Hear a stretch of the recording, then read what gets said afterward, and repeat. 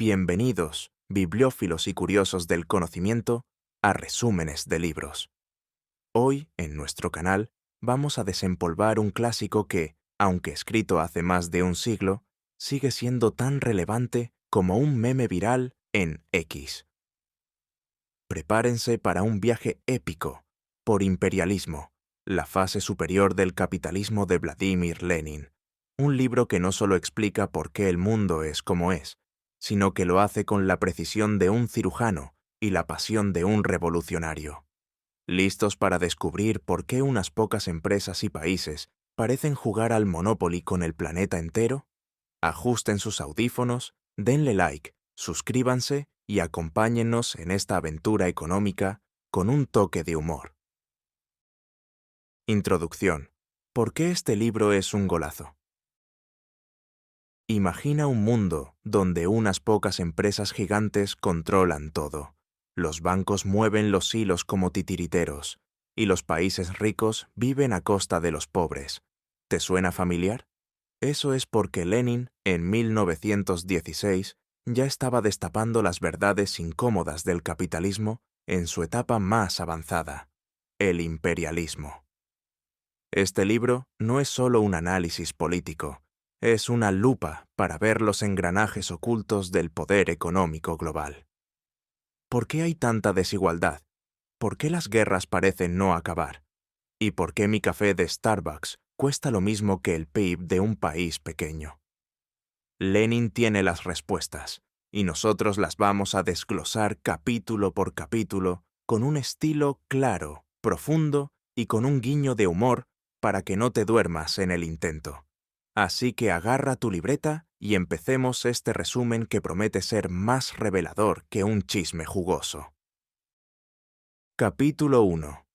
De la competencia al monopolio, o cómo el pez grande se come al pequeño. Imagina un mercado como un pueblo donde todos abren su tiendita de abarrotes. Hay competencia. Los clientes están felices porque los precios son bajos y la calidad alta. Viva el capitalismo en su infancia. Pero, como en toda buena telenovela, la cosa se complica. Uno de los tenderos, más astuto y con más billete, decide vender todo a precio de remate.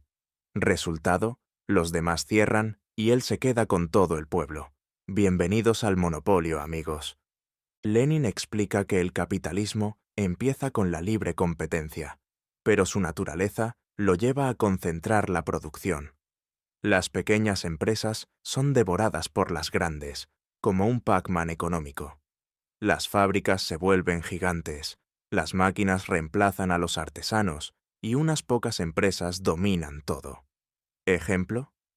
Piensa en cómo Coca-Cola y Pepsi se reparten el mundo de las gaseosas, mientras las marcas locales solo sueñan con sobrevivir.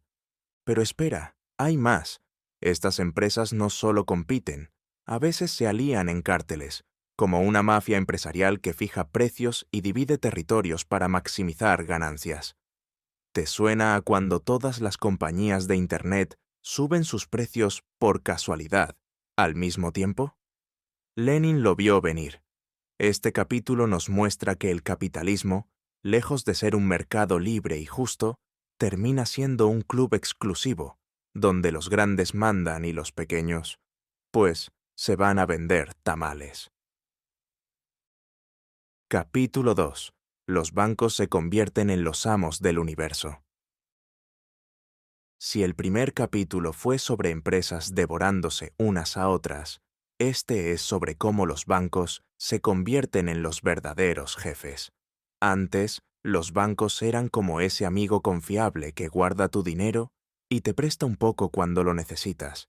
Pero en la era del imperialismo, los bancos se transforman en el Thanos de la economía, chasqueando los dedos para controlar todo. Con las fábricas creciendo, necesitaban montañas de dinero. ¿Quién las tenía? Los bancos, que acumulan los ahorros de todos. Pero no se conformaron con prestar. Empezaron a meterse en las decisiones de las empresas, poniendo a sus propios directivos en las juntas. A su vez, los industriales compraron acciones de los bancos, y así nació el capital financiero, una fusión de bancos e industria que crea una oligarquía financiera. ¿Resultado? Un puñado de ricachones decide qué se produce, quién recibe préstamos y quién se queda en la lona. Lenin nos cuenta que, en su época, 6 bancos en Berlín controlaban la economía alemana.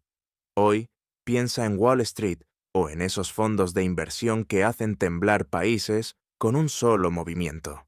Es un juego donde el dinero genera más dinero sin producir nada útil, como un influencer que se hace millonario por subir videos de gatitos.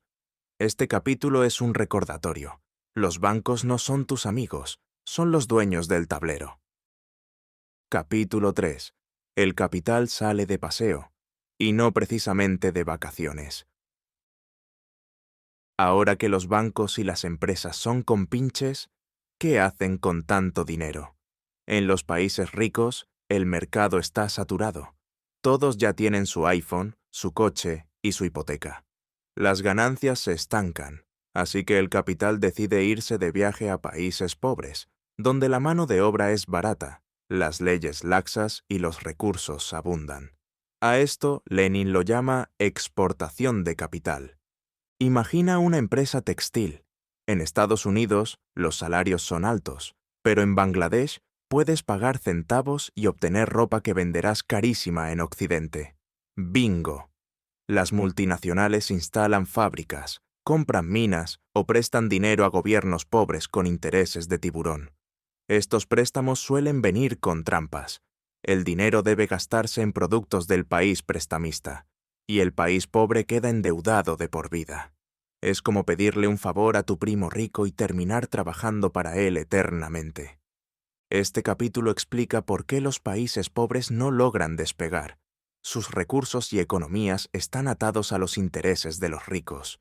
Es un colonialismo moderno, sin banderas, pero con contratos y deudas. Lenin lo tenía claro. El capital no viaja para ayudar, sino para explotar. Capítulo 4. Las empresas dividen el mundo como si fuera una pizza. Si el capital se exporta, las grandes empresas no se quedan atrás. En este capítulo, Lenin nos cuenta cómo las megacorporaciones de países ricos, UBA, Gran Bretaña, Alemania, se sientan a dividir el mundo como si fuera una pizza en una reunión de amigos. Pero aquí no hay amigos, solo tiburones.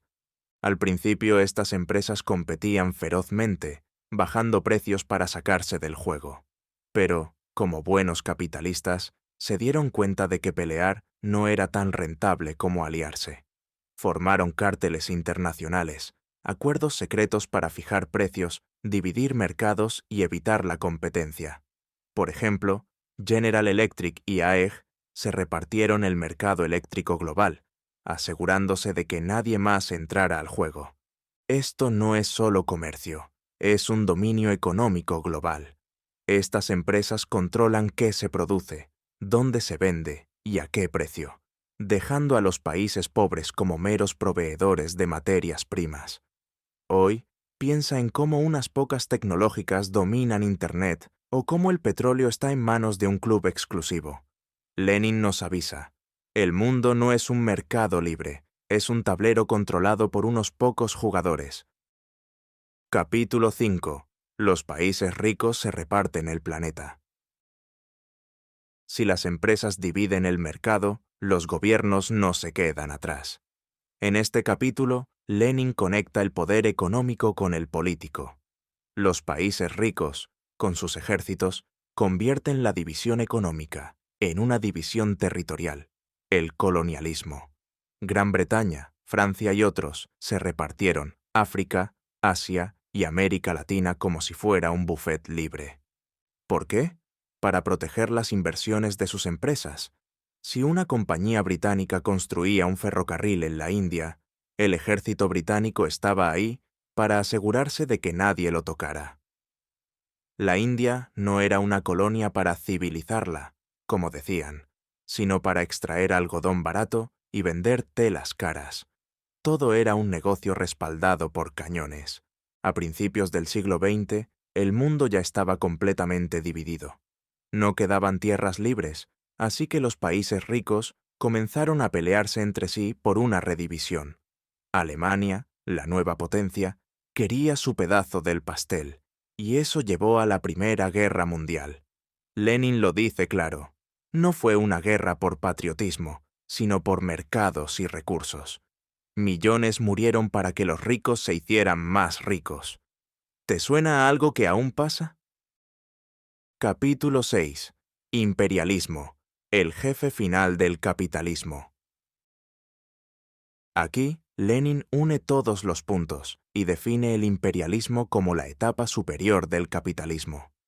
No es una política opcional, es la evolución natural del sistema. Sus 5 características son monopolios. Unas pocas empresas controlan todo.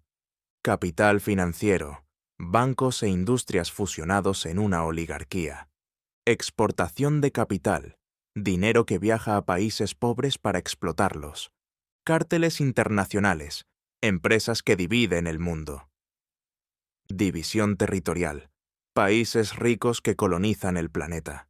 Lenin dice que el imperialismo es el capitalismo en su forma más madura, pero también en su decadencia. Socializa la producción. Miles trabajan juntos para hacer un coche, pero las ganancias van a unos pocos. Esto crea desigualdad, guerras y crisis.